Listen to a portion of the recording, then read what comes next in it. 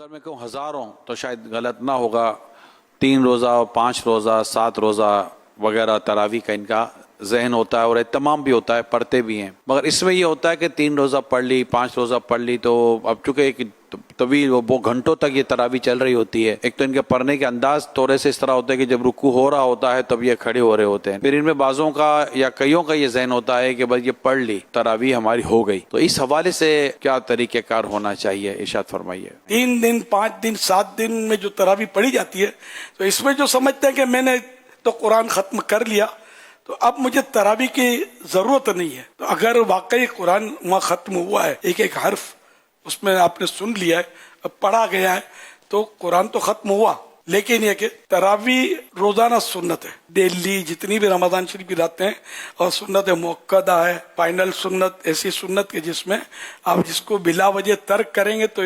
یہ اجازت نہیں، اس کی اطاعت، اور بار بار ترک کی تو گناہ گار، اس لیے اس کو چھوڑنا نہیں ہے، ایک رکعت بھی کم نہیں کرنی،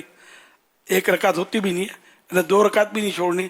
برابر تراویح پورا رمضان تراویح پڑھنی ہے، اور اسلامی بھائیوں پر بھی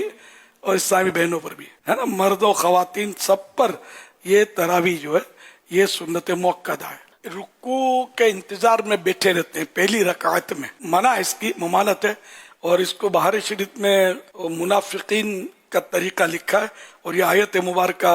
بھی لکھی ہے، وَإِذَا قَامُوا إِلَى الصَّلَاةِ قَامُوا كُسَالَىٰ، اور جب نماز کے لیے اٹھتے ہیں تو ہارے جی سے، مرے مرے دل سے اٹھتے ہیں، تو یہ منافقین اس طرح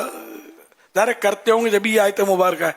تو یہ کہ جو اس طرح مر مر کے اٹھتے ہیں نا، اس کی ممانعت ہے۔ اس میں یہ تو آپ نے ارشاد فرمایا، بہت اچھی اس پر وضاحت فرمائی ہے کہ 300 دن پورا مہینہ پڑھنی ہے۔ آج کل جو ٹرینڈ ایک چلا ہوا ہے وہ یہ ہے کہ گھروں کے اندر تراویح ہوتی ہے، یعنی حفاظ 5 دن کی، 10 دن کی، 20 دن کی، بلکہ بعض اس سے بھی زیادہ کی پڑھاتے ہیں، تو وہ گھر میں ہی اگرچہ کہ مسجد قریب ہوتی ہے، امام کے اندر پوری شرائط پائی جاتی ہے امامت کی، اس کے باوجود وہ اپنے گھر میں عشاء کی جماعت بھی ساتھ کروا رہے ہوتے ہیں، تو اس حوالے سے بھی ارشاد فرما دیں کہ اگر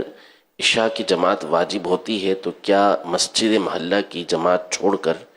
وہ اپنے گھر میں عشاء کی جماعت کروا سکتے ہیں؟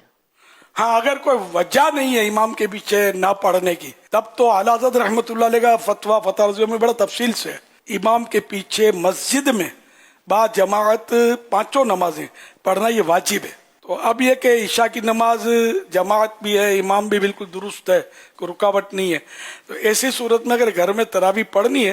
تو پہلے سارے کے سارے فرض نماز مسجد میں پڑھ لیں، اور بھلے اب آ کر تراویح گھر میں جماعت سے پڑھیں۔ وطر جنہوں نے جیسے قرآن پڑھایا وہ بھی، یا کوئی دوسرا امام بھی اگر وطر جماعت سے پڑھا دے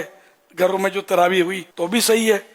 الگ الگ اپنی اپنی کسی نے وطر پڑھ لی تب بھی درست ہے۔ وطر کی جماعت جو مسجدوں میں ہو رہی ہے نا تراویح کے، بھائی اچھا افضل کام ہے، نہیں پڑھی جماعت سے کسی نے وطر تو گناہ گار نہیں ہے، یہ واجب نہیں ہے وطر کی جماعت۔ تراویح کی کتنی رکعتیں پڑھنی ہیں؟ 20 رکعتیں ہمارے آقا صلی اللہ علیہ وسلم نے 20 ادا فرمائی، صحابہ کرام 20 ادا فرماتے تھے، اس کی حدیث سے تراویح کے تعلق سے جمہور کا مذہب یہ ہے کہ تراویح کی 20 رکعتیں ہیں، اور یہی احادیث سے ثابت بیہقی نے بسند صحیح صاحب بن یزید رضی اللہ عنہ سے روایت کی کہ لوگ فاروق اعظم رضی اللہ عنہ کے زمانے میں 20 رکعتیں پڑھا کرتے تھے۔